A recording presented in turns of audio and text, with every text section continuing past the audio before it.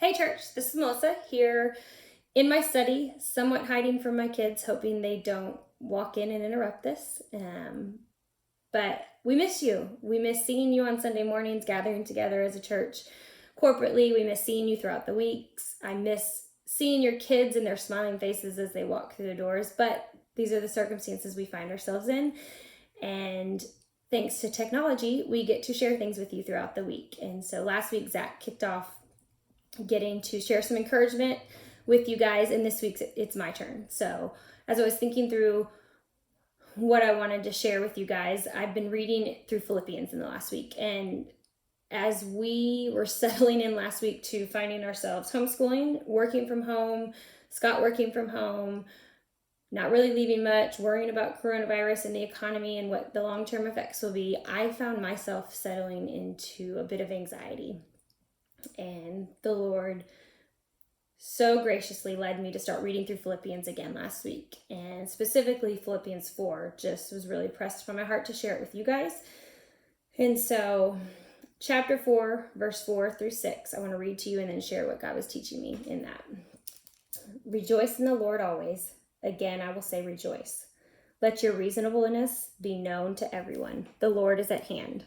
Do not be anxious about anything, but in everything, by prayer and supplication, with thanksgiving, let your requests be made known to God, and the peace of God, which surpasses all understanding, will guard your hearts and your minds in Christ Jesus. And probably like many of you, we've all felt some worry and anxiety and stress in our circumstances that we're in right now. And right there in verse 4, Paul is telling the Philippians, rejoice in the Lord always. Again, I will say rejoice.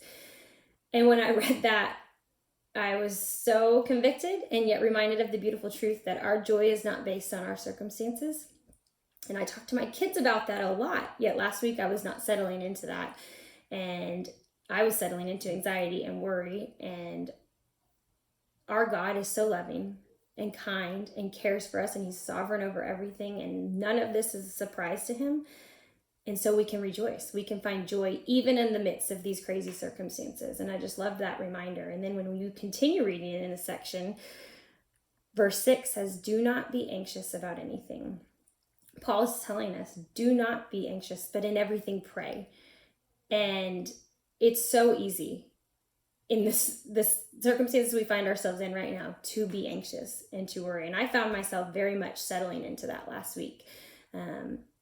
Yet God calls us to come to him, to trust him, to pray, and to settle into this peace that he gives us instead, which is what verse 7 tells us about. And the peace which surpasses all understanding will guard your hearts and your minds in Christ Jesus. That peace is where I want to settle.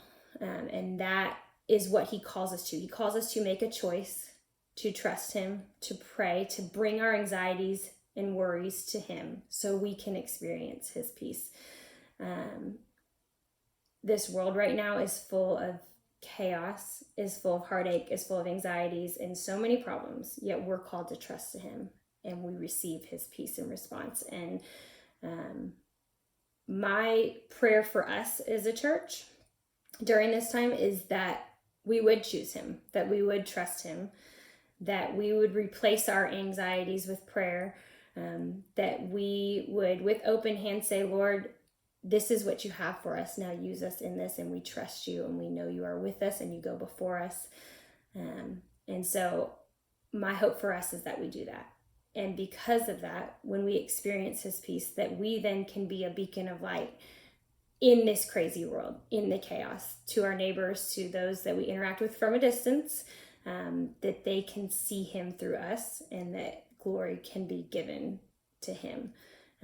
So I hope this encourages you guys this week. I hope that you can choose to rejoice always, that we can bring our anxieties to him and that we can trust him fully. So church, we miss you.